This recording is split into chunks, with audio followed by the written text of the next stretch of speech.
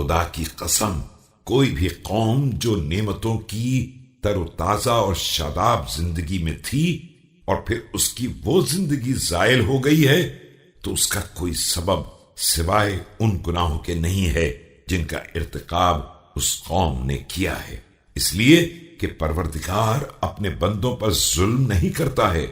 وَلَوْ أَنَّ النَّاسَ حِينَ تَنزِلُ بِهِمُ النِّقَمُ وَتَزُولُ عَنْهُمُ النِّعَمُ فَزِعُوا إِلَى رَبِّهِمْ بِصِدْقٍ مِّن نِّيَّاتِهِمْ وَوَلَدٍ مِّن قُلُوبِهِمْ لَرَدَّ عَلَيْهِمْ كُلَّ شَارِدٍ وَأَصْلَحَ لَهُمْ كُلَّ فَاسِدٍ۔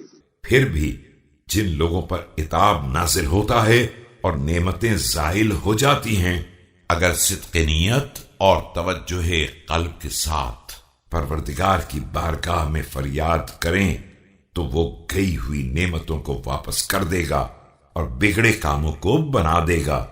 وَإِنِّي لَأَخْشَى عَلَيْكُمْ أَن تَكُونُوا فِي فَتْرَةٍ وَقَدْ كَانَتْ أُمُورٌ مَضَتْ مِلْتُمْ فِيهَا مَيْلَةً كُنْتُمْ فِيهَا عِنْدِي غَيْرَ مَحْمُودِينَ۔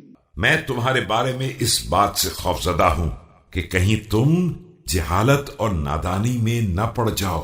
کتنے ہی معاملات ایسے گزر چکے ہیں جن میں تمہارا جھکاؤ اس رخ کی طرف تھا جس میں تم قطعاً قابل تعریف نہیں تھے۔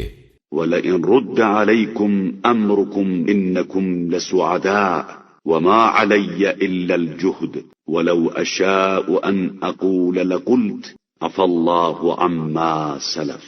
اب اگر تمہیں پہلے کی روش کی طرف پلٹا دیا جائے تو پھر نیک بخت ہو سکتے ہو، لیکن میری ذمہ داری صرف محنت کرنا ہے، اور اگر میں کہنا چاہوں تو یہی کہہ سکتا ہوں کہ پروردگار گزشتہ معاملات سے درگزر فرمائے۔